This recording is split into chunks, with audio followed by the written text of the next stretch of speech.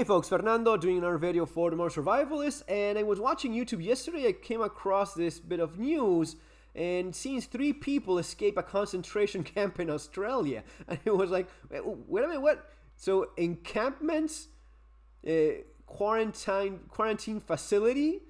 Yeah, I get it that 3 people escaped from there, but why is there a concentration camp in Australia in the first place? So you may have heard about this, and yes, it is real. It has happened. These have been built and people are being thrown in them.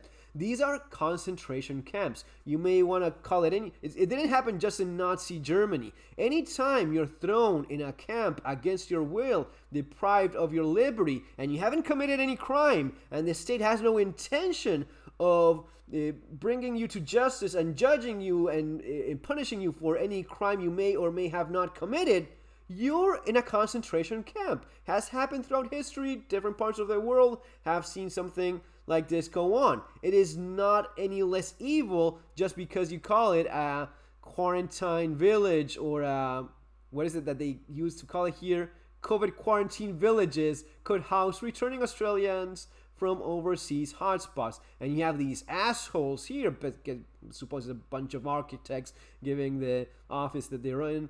James Doran estimates a 500-bed quarantine village could be built in Western Australia within 10 months. These are the gold standard villages. Yeah, you can call it a village, still a concentration camp. So this is the project. This is how Nazi Germany concentration camps came to be. When people wonder, were people insane? How is it that they allowed this to happen? Who took part of this and didn't put a stop? Well, these people like these assholes. They planned this, they make money out of this, they support it. This wonderful woman here, Dr. Barbara Natabi, believes it would make sense to invest in quarantine infrastructure. Okay, thank you very much. And these are balconies, neighborhoods key to the design. Look at the design. It is a damn concentration camp. What design are you talking about? And yeah, they may try to make it, you may paint it anything you want. It's still. So I was watching this, how they were hunting down these 3 people that escaped. They already captured them. So you're going car by car, stopping each vehicle, and that's how they captured them again, hunting them down like animals. And they threw them back in the concentration camp. Now, how is it that these things work? Well, we have a woman here that was recently in one.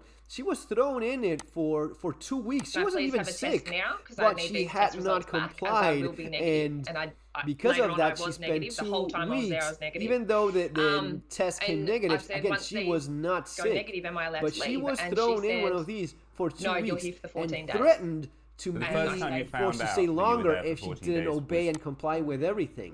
So if she stepped out of that line that you see there, out of that yellow line, for no good reason, maybe she was allowed to just go to wash her clothes, but she was not allowed to go through that yellow line. It is a concentration camp, man. This is what's going on in Australia. Look at the body language. I want you guys to see this. Whenever you want, what were those Nazi guards thinking of? The same damn thing this asshole here is thinking of. I'm just doing my job. Those are the rules. Yeah. You're stepping outside the fence. Yeah, I'm gonna be shooting you in the head because I'm sorry. Those are the rules.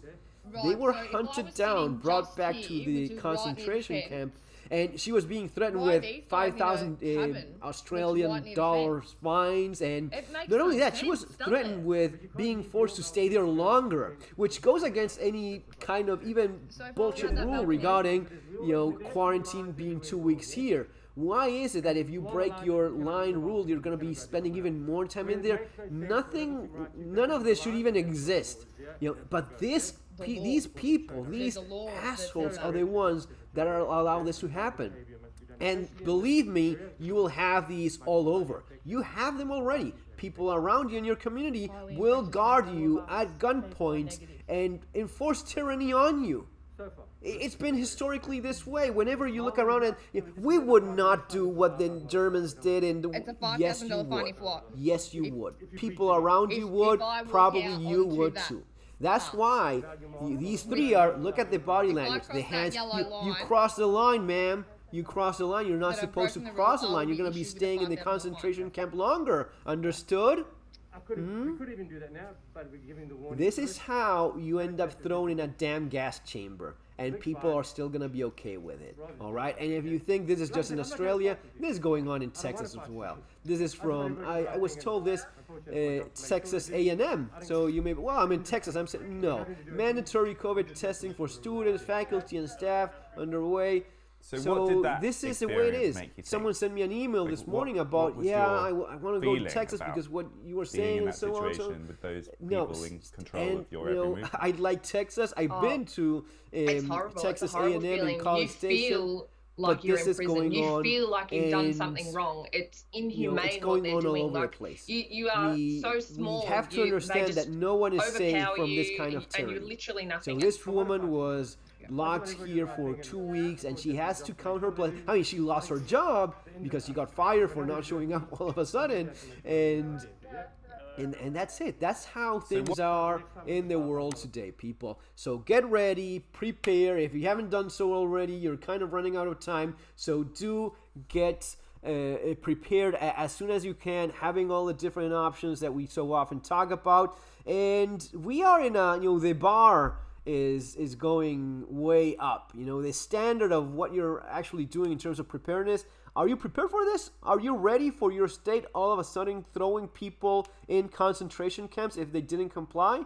Where are you going to be running? Because you probably think, no, if it's bad here, it has to be worse somewhere else. Someone was mentioning that is a awful idea of how to prepare. If you don't prepare thinking of, I may have some other alternative, I may have some other option worth considering, then why would you even bug out anywhere if it's always going to be better wherever it is that you are? Imagine with that kind of attitude being in a concentration camp in Australia. It has to be worse in Texas. Look what's happening with Texas A&M. So you have to understand that you need flexibility, you need options, you need at least, this is the kind of thing I wrote in Bugging Out on Relocating, my second book regarding, strategies to have other choices. There's always, when it gets this bad, when you're just about to be thrown in a concentration camp, trust me, there's probably a few options worth considering out there. Don't be the last guy to realize that they should have left before being thrown in a train or in a bus and dragged to a COVID village. Okay, guys? See you in the next video. Have an awesome day. Take care.